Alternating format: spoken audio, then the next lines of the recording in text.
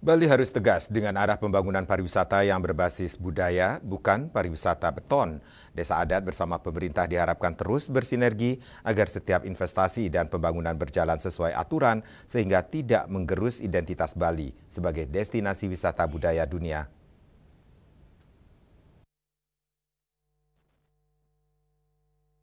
Munculnya kasus pembangunan di kawasan Tahura menjadi peringatan serius tentang pentingnya penegakan regulasi. Desa adat menilai, jika aturan dijalankan secara konsisten, pelanggaran serupa tidak akan terulang. Ketegasan pemerintah, baik legislatif maupun eksekutif, dinilai kunci menjaga keseimbangan antara kepentingan ekonomi dan pelestarian budaya, serta lingkungan. Sebagai basis utama pariwisata Bali, desa adat harus tegas bahwa setiap keputusan investasi wajib melalui Paruman Kramo Desa. Pembangunan hanya bisa dijalankan jika disepakati secara kolektif dan tidak melanggar aturan, khususnya terkait lingkungan. Dengan mekanisme ini, masyarakat diharapkan tidak mudah tergoda janji manis investor yang berpotensi merugikan alam maupun budaya Bali.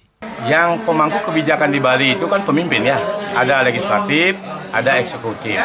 Kami sedang menunggu juga di bawah ini, ada pernyataan-pernyataan yang kaget, tiba-tiba Dewan itu bangunan sudah berada di kayak di Tahura itu sebenarnya tidak harus terjadi itu.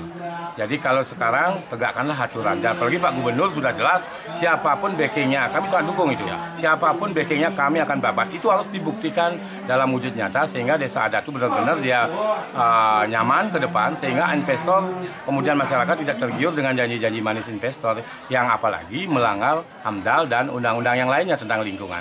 Nah itu kembali lagi kebijakan pemimpin, terutama basisnya kan di desa adat. Di desa adat itu jelas bahwa pariwisata Bali itu adalah pariwisata budaya, bukan pariwisata beton, bukan pariwisata yang lainnya. Oleh karena itu keseriusan pemimpin lah sekarang. Kalau memang babat habis tidak pandang bulu. Kami sangat mendukung di desa adat hal seperti itu. Kemudian di desa adat tidak ada investor juga, dan tidak ada tempat-tempat strategis di sini. Tetapi desa-desa adat yang mempunyai tempat strategis, itulah kembali harus keputusan Paruman banyak. Nah, pun yang dibuat asal Paruman menyetujui dan tidak melanggar undang-undang larisannya. Menjaga Bali dari dominasi pariwisata beton berarti memastikan arah pembangunan tetap berpijak pada budaya, tradisi, dan kearifan lokal.